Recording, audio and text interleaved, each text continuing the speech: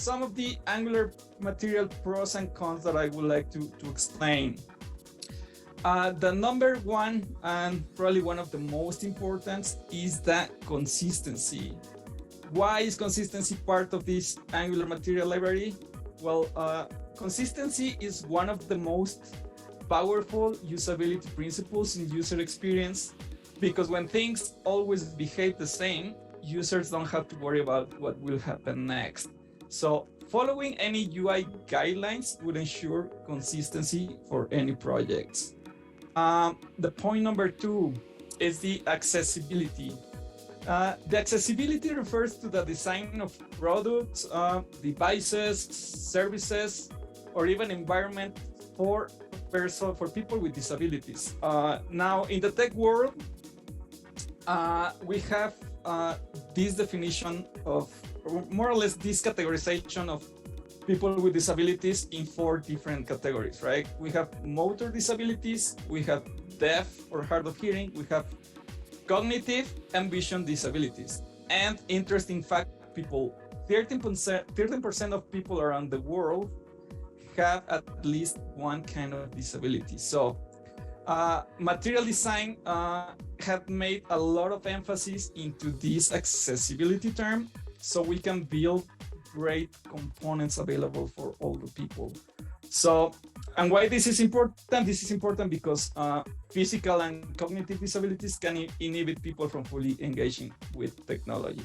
And we don't want that, so there's the saying that solve for one, extend to many.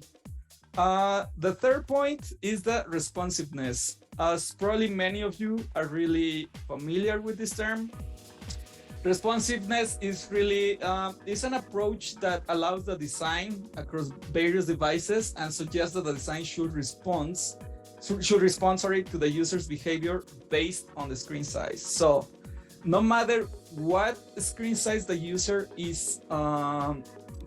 has on its hands, whether it's a mobile device, a tablet, or a desktop application, any new or decent web application needs to be responsive. It needs to respond to the user behavior. The fourth point, Angular material, it's proven and well tested. Material design was first launched in 2014, so it's a relatively new design system, and it was first developed for the development of Android applications. So Google used also this system to rebuild all of its apps, and with the goal of making them more intuitive and friendly to use. So another interesting fact about this development is that Google Material initially was named as Quantum Paper. And the name came because it was designed to mimic real-life materials with a flat disposition, such as like a normal sheet of paper. But they wanted to mimic that sheet of paper with lightning and shadows and transform it into the digital world. So that's kind of how the origins of the Angular Material Library started. Then we have the fifth point, that it's fast and customizable. Again, as I mentioned before, one of the goals of Angular Materials was to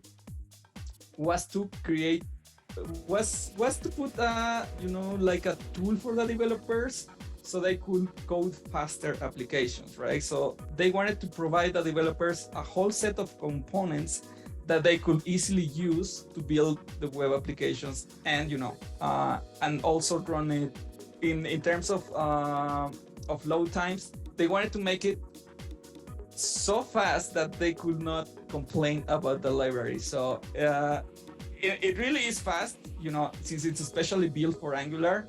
So it's a really good library to keep in mind if you wanna code fast and have a great performance.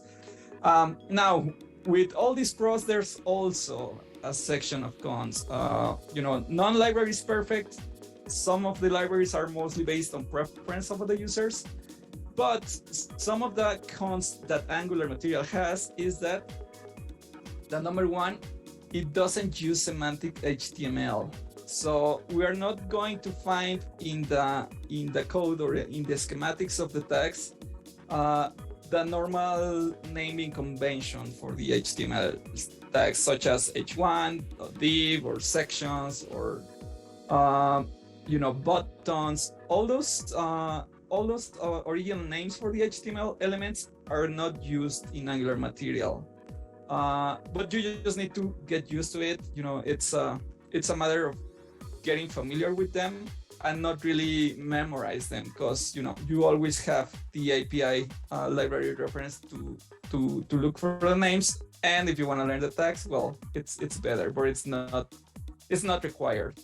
The number 2 is that components can be hard to customize. If you don't have really a lot of experience using the library, you can get a little difficulty trying to customize the components. And this is because of the consistency that Angular material wants to maintain. So it's possible to customize the components, but it's not that easy, Then moving on to the point number 3, branding matching might be challenging. And this is, again, it has to do with the consistency.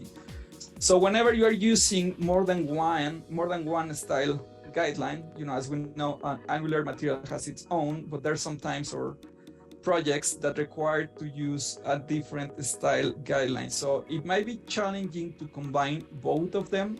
It is possible, but sometimes it can be a little tricky.